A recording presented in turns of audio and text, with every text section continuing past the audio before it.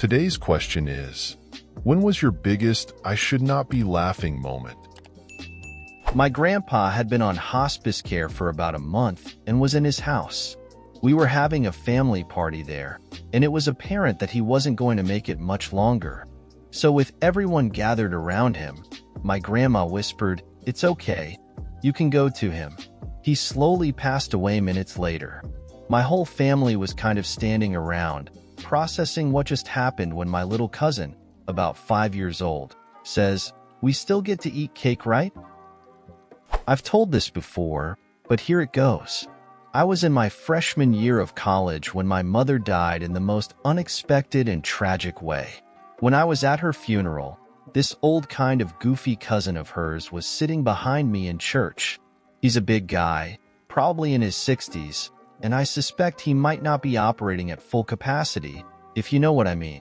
I had met him only once before, so it's not like he is close to my family in any sort of way. But he's just an odd character. So he's sitting right behind me and the choir starts singing. This dupe then thinks it's a great idea to start singing along. And I mean full-blown Pavarotti-type high-volume singing. No one else was. Now, this was so outrageously hilarious that I couldn't help it. I put my head down and started laughing uncontrollably. My sister next to me started comforting me because she thought I was crying. She puts her arm around me and rubs my arm while whispering, "It's okay." By this point, I was covering my face, hoping no one realized that I was laughing hysterically. The muffled sounds probably seemed like crying due to the context, but I was laughing. At my mother's funeral, that stupid moment actually made that shitty day a little bit better. Several years ago, I was brought along to a small gathering of strangers by a friend who didn't want to make an appearance on her own. The event was ostensibly being held as a casual get-together. After all, I wouldn't have attended otherwise. But less than half an hour after I'd been introduced to everyone, the overall atmosphere took a turn for much heavier territory. We had been discussing some forgettable topic or another and enjoying a few drinks, when the hostess all but jumped into the first moment of silence. "So, my sister just had a miscarriage." The statement was uttered with absolutely no warning or transition from the subject at hand, as though it had been trying to force its way out of the woman's mind for some time. And needless to say, everyone seemed a little bit shocked by it. As soon as they recovered, though, each attendee immediately started offering their condolences, leaving me to feel like the odd man out in what was obviously a very sensitive situation. Given that I had only met most of the assembled people mere minutes prior, I figured that the best course of action was to make myself as unobtrusive as possible. So I sat back and pretended to be incredibly interested in my wine glass.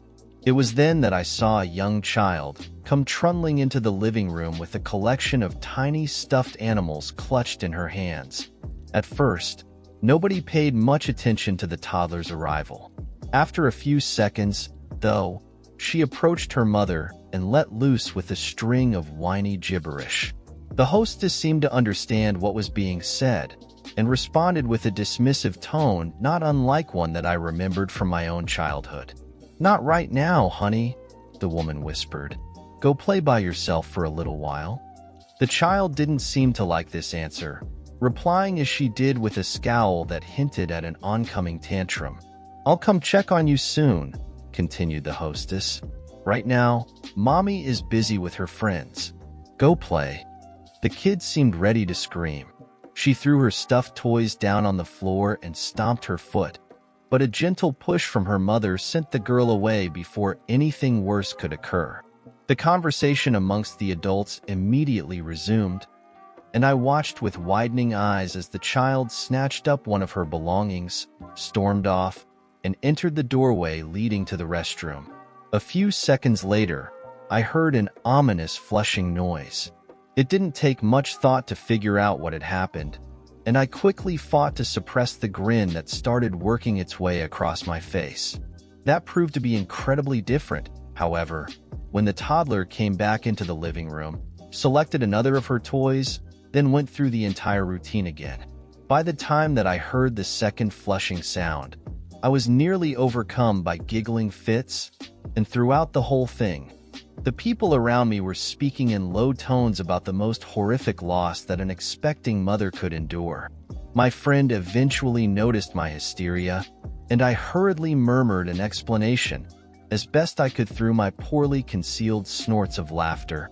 The timing couldn't have been more perfect. The young woman watched as the little girl returned for a third toy. Her face still a mask of resentment, made her way back to the bathroom door, and disappeared. I fought to keep from bursting out into tears of merriment when still a third flush became audible. TLDR, a toddler's toilet-based tantrum during a discussion with strangers about a miscarriage. The following scenario was by far the strongest I have ever had to try in my life not to laugh. So, I work the front desk at a hotel. A woman comes to check in and has her son with her, who is mentally disabled. He looks to be about 10 years old, but with an obviously lower than normal intellect and mental age. He has a stuffed horse with him that he is lovingly clutching when he walks in. He proceeds to quite calmly go over and obediently sit on the couch while his mother comes to the desk.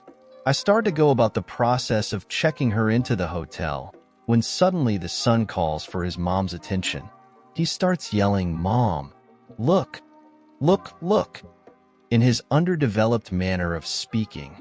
I just happened to, oh God, I should have kept my eyes down, look up to see that the boy has taken his stuffed horse and is making it hump the arm of the couch. This is pretty funny, but I'm an expert at this and I maintain composure and keep moving along checking her in. The mother has ignored him so far and has not noticed his stuffed horse doing the nasty with the furniture yet. It's at this point that he yells out, "Mom, Emil, look, he's doing what you told me not to do. He's doing it, Mom. What you told me not to do." I'm absolutely breaking at the seams now. My mouth is twitching, trying so hard not to laugh. He continues, the stuffed horse now being made to hump that couch ever more furiously. "Mom, look, is he gonna get in trouble? He's doing it, not me. He's doing that bad thing. Remember?